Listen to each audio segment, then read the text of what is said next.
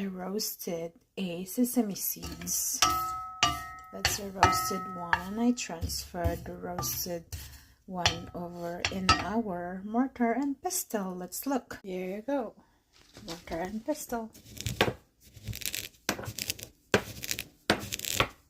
I already have one batch done. There, that's how it looked like for sesame seeds when you after grinding it.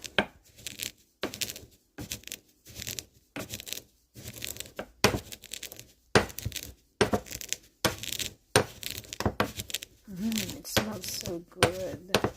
Roasted sesame seeds for the day. Gawa tayo ng palitaw.